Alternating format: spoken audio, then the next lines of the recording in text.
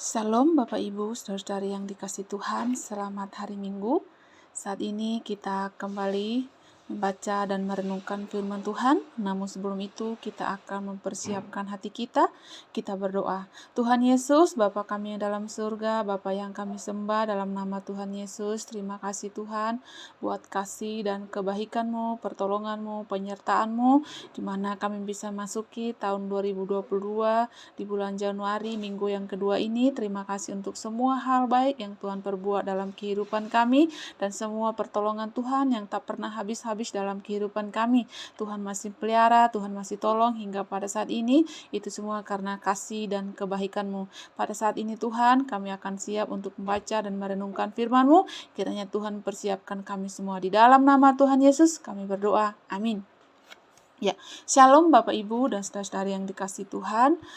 Saat ini kita akan belajar bagaimana seorang tokoh yang saleh dan benar yang Alkitab catat, bagaimana dia menantikan akan kedatangan Tuhan, bagaimana dia setia untuk menantikan suatu hal yang mungkin tidak mungkin terjadi, tetapi namun dia mempercayai hal itu.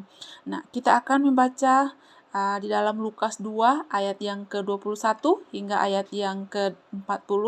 Namun kita akan baca beberapa ayat saja. Nanti Bapak Ibu boleh membaca ayat yang ke-21 hingga ayat yang ke-40. Kita akan baca ayat yang ke-25. Adalah di Yerusalem seorang bernama Simeon. Ia seorang yang benar dan saleh yang menantikan penghiburan bagi Israel. Roh Kudus ada di atasnya. Dan kita membaca ayat 36. Lagi pula di situ ada Hana, seorang nabi perempuan anak Fanuel dari suku Aser. Ia sudah sangat lanjut umurnya. Sesudah kawin, ia hidup 7 tahun lamanya bersama suaminya.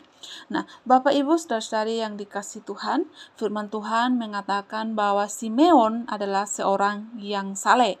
Bukan hanya saleh, tetapi dia juga disebut orang yang benar. Nah, selain Simeon, ada juga beberapa tokoh yang lain yang disebut adalah Elia, ada Ayub, yang Alkitab catat bahwa mereka adalah orang yang benar dan orang yang saleh. Nah, kita akan membaca dan merenungkan firman Tuhan ini di bawah satu tema, ceritakan kepada dunia. Nah, apa yang kita harus ceritakan kepada dunia? Ya, kita menceritakan kepada dunia bahwa Yesuslah Raja, ya, bahwa Yesuslah Tuhan, bahwa Dialah satu-satunya yang harus kita nantikan. Apa yang kita harus ceritakan kepada dunia? Beberapa hari yang lalu kita baru memperingati hari Natal, hari kelahiran Tuhan Yesus. Kita sebagai orang percaya sudah menjadi keharusan bagi kita untuk menceritakan kepada dunia bahwa Yesuslah Raja. Dunia membutuhkan kabar baik. Kabar baik yang seperti apa yang dunia butuhkan?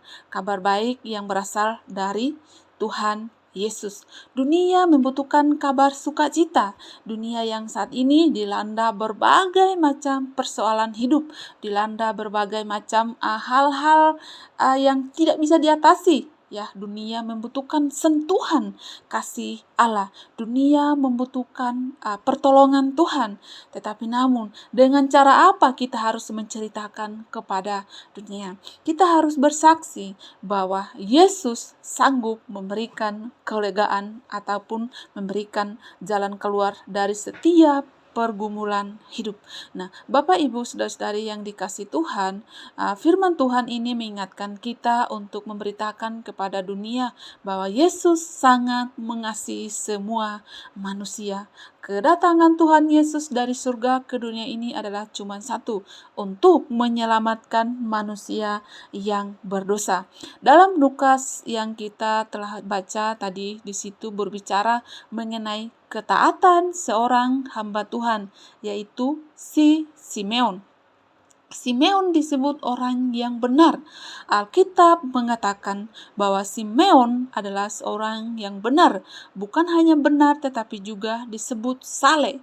Nah, benar berbicara tentang perilaku dan imannya kepada Yesus Kristus. Orang yang disebut benar oleh Alkitab adalah orang-orang yang istimewa, sehingga dalam Alkitab para nabi dan orang-orang yang benar seringkali disandangkan, dan termasuk Simeon ini. Ia adalah salah satu yang Alkitab sebutkan. Kita dapat melihat bagaimana Simeon memuji Tuhan. Ternyata yang senang bukan hanya kita, ada juga yang senang. Dia adalah Simeon. Mengapa Simeon senang? Sebab ia mempunyai kesempatan untuk bertemu langsung dengan Yesus. Sudah lama ia menanti dan menunggu kedatangan Yesus, sebab Allah telah berjanji kepadanya bahwa sebelum ia meninggal, ia akan bertemu dengan Tuhan Yesus atau Sang Juru Selamat. Untuk menanti kedatangan Yesus, Simeon rajin berdoa dan beribadah di bait Allah. Nah, Bapak Ibu Saudara-saudari yang dikasihi Tuhan, ketaatan Simeon untuk menantikan akan raja yang akan datang itu, dia melakukannya dengan berdoa, beribadah kepada Tuhan. Nah, Bapak Ibu Saudara-saudari yang dikasihi Tuhan, apa yang kita harus pelajari dari Simeon ini? Bahwa Simeon dia tidak tergoyahkan oleh keadaan lingkungan yang walaupun dia sudah mencapai umur, ya, tetapi namun dia percaya bahwa janji itu akan nyata. Janji itu akan dia peroleh. Dalam bacaan dicatat bahwa Simeon adalah seorang yang benar dan saleh, yang menantikan penghiburan bagi Israel. Nah, Simeon tidak pernah tahu kapan janji itu akan terpenuhi.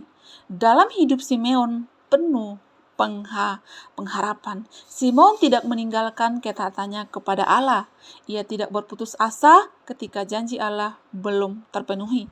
Ia tetap berharap dan harapannya tidak sia-sia.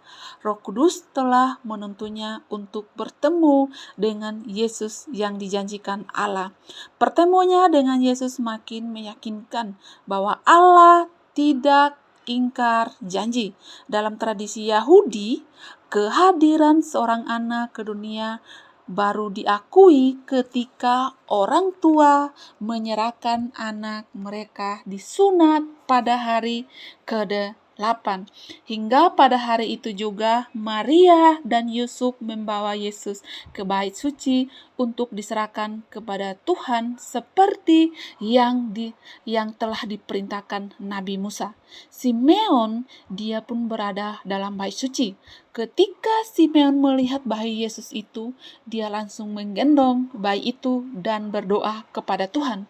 Sekarang aku bisa meninggal dalam damai. Aku sudah melihat Juru Selamat. Dia akan menjadi terang bagi bangsa-bangsa lain dan menjadi kemuliaan bagi umatmu Israel. Lalu Simeon berkata, diberkatilah Maria dan Yusuf, sebab mataku telah melihat keselamatan yang daripadamu, yang telah engkau sediakan di hadapan segala bangsa. Bapak, Ibu, Saudara-saudari yang dikasihi Tuhan, kesetiaan Simeon, Alkitab mencatat semua bagaimana penantian Simeon, bagaimana hal-hal yang dia lakukan oleh Simeon. Dia melakukan segala hal-hal aktivitas yang mempermuliakan Allah, menanti bahwa Yesus yang dijanjikan itu akan datang. Sehingga ketika pada waktu Simeon berada di bait Allah, pada waktu itu juga Maria dan Yusuf datang ke bait Allah itu. Nah, Bapak Ibu Saudara-saudari yang dikasihi Tuhan, bukan hanya Simeon seorang diri saja, ada juga seorang yang bernama Hana. Yang kedua adalah Hana. Hana tidak pernah meninggalkan bait Allah. Ia menghabiskan hidupnya dengan tinggal di bait Allah. Tidak henti-hentinya Hana berpuasa dan berdoa. Hana mendapat kesempatan yang sama untuk bertemu dengan Yesus. Dan rupanya pertemuannya itu tidak hanya dinikmatinya seorang diri, ia menceritakan pertemuannya itu kepada semua orang bahwa Allah telah menyediakan kelepasan bagi Israel. Nah, Bapak, Ibu, dan saudara-saudari bisa membaca di dalam ayat yang ke-38. Nah, kita dapat melihat bagaimana kesetiaan Hana dan Simeon ini hingga pada akhirnya Tuhan menjawab akan setiap seruan doa mereka.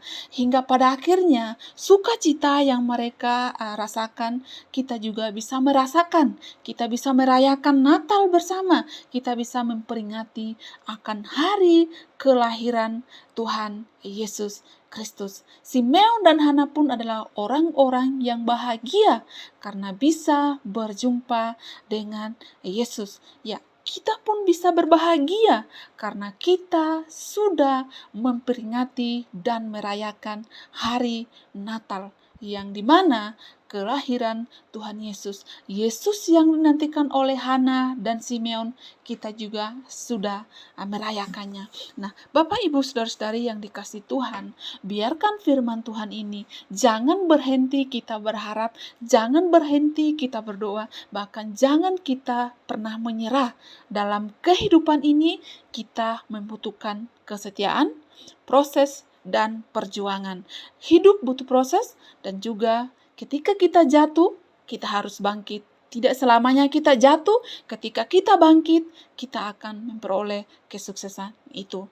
Hidup adalah perjuangan. Bapak, Ibu, saudara-saudari yang dikasih Tuhan, firman Tuhan ini sangat memberkati saya secara pribadi, dan biarkan kita pun belajar bagaimana kita harus menjadi orang yang taat dan setia kepada Tuhan. Mari kita berdoa. Tuhan Yesus, Bapa kami dalam surga, terima kasih buat firman-Mu yang sudah mengingatkan kami bagaimana kami harus menjadi orang yang taat, orang yang setia untuk menantikan akan Tuhan, bahkan untuk memperoleh janji yang daripada Tuhan. Terima kasih Tuhan Yesus buat waktu dan kesempatan ini. Di dalam nama Tuhan Yesus kami berdoa. Amin.